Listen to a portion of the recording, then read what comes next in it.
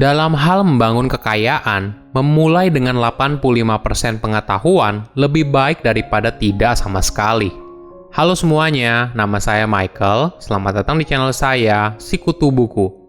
Kali ini, saya akan bahas buku I Will Teach You to Be Rich karya Ramit Sethi. Sebelum kita mulai, buat kalian yang mau support channel ini agar terus berkarya, caranya gampang banget. Kalian cukup klik subscribe dan nyalakan loncengnya. Dukungan kalian membantu banget supaya kita bisa rutin posting dan bersama-sama belajar di channel ini.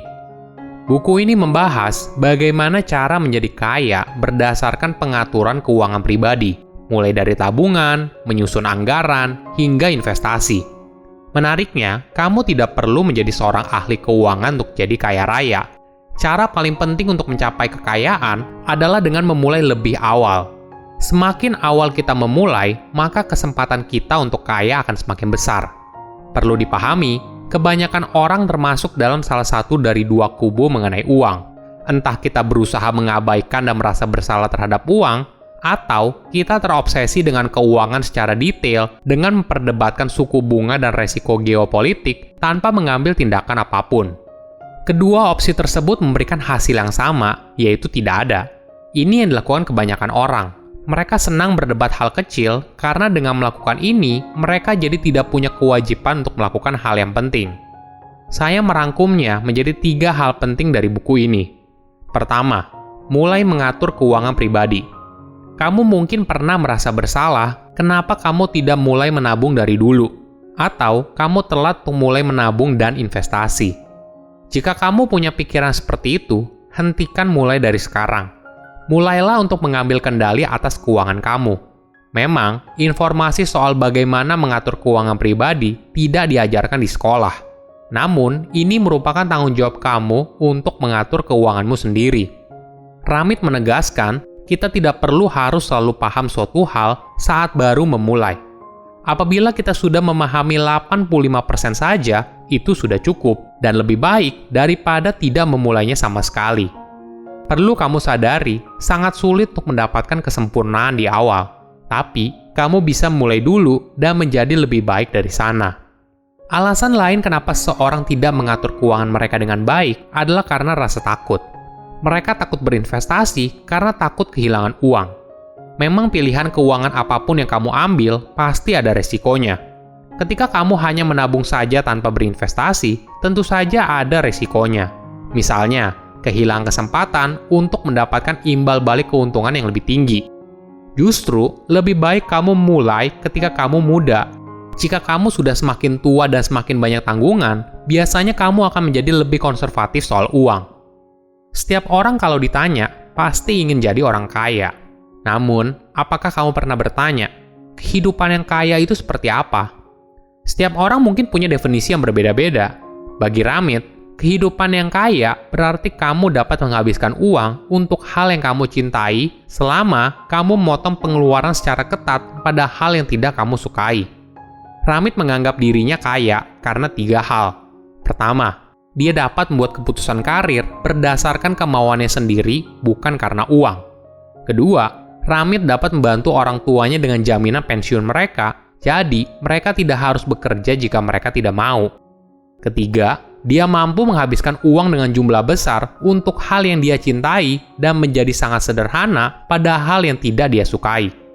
Jika dilihat dari alasan Ramit, seorang boleh dibilang kaya jika dia membuat keputusan berdasarkan sesuatu yang dia pilih, bukan karena situasi dan kondisi yang memaksa. Kedua, mengatur keuangan pribadi. Ingat kapan terakhir kali kamu merasa bersalah karena membeli sesuatu, tapi tetap membelinya. Lain kali, kamu harus lebih bijak dan belajar cara membelanjakan uang secara sadar.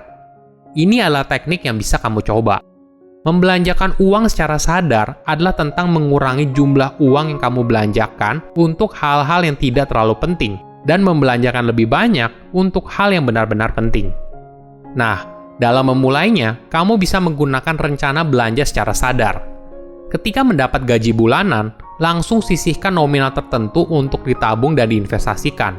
Lalu, gunakan sisa uangnya untuk kebutuhan yang lain. Ramit menyarankan kita untuk membagi pendapatan bulanan menjadi beberapa bagian. 60% untuk biaya tetap, misalnya sewa atau cicilan rumah, kebutuhan sehari-hari, dan sebagainya. 10% untuk investasi, 10% untuk tabungan, dan 20% untuk pengeluaran yang bebas kamu tentukan sendiri, misalnya untuk jalan-jalan dan sebagainya.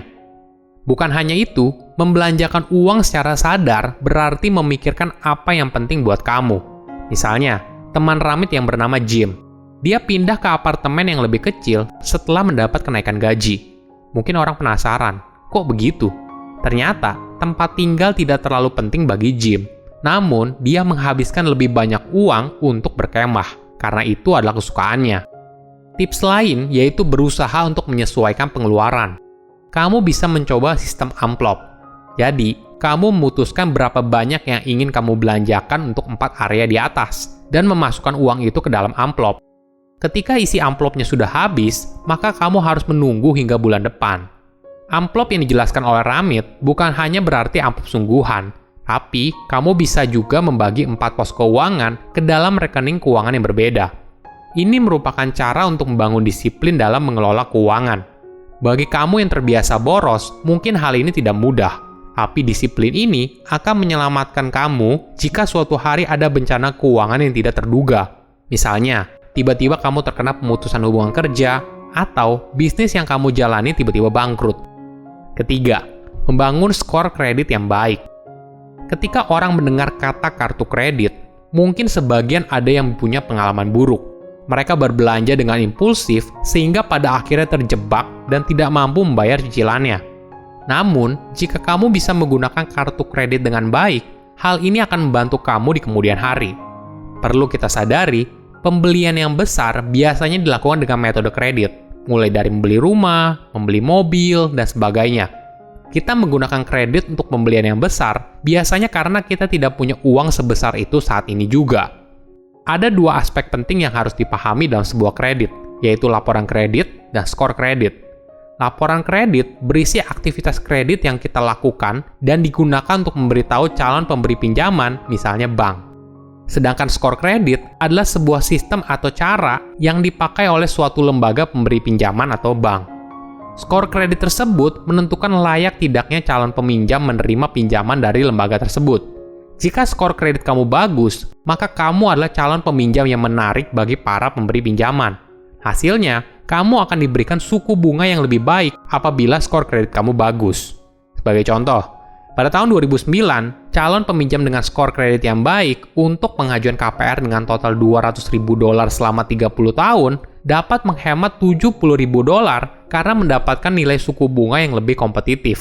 Itulah sebabnya, kamu bisa menggunakan kartu kredit sebagai cara untuk membangun skor kredit yang baik. Caranya juga cukup mudah. Kamu biasakan untuk membayar tagihan kartu kredit tepat waktu. Jangan sampai kamu telat atau bahkan memiliki tunggakan. Kamu juga bisa memanfaatkan fitur pembayaran kartu kredit otomatis agar kamu tidak lupa membayar tagihan. Kamu tidak menjadi kaya dengan menjadi orang paling pintar atau menjadi orang yang ahli keuangan. Tapi kamu menjadi kaya apabila kamu bersedia membangun kekayaan sedari kamu muda. Silahkan komen di kolom komentar pelajaran apa yang kalian dapat ketika baca buku ini. Selain itu, komen juga mau buku apa lagi yang saya review di video berikutnya. Saya undur diri, jangan lupa subscribe channel YouTube Sikutu Buku. Bye-bye.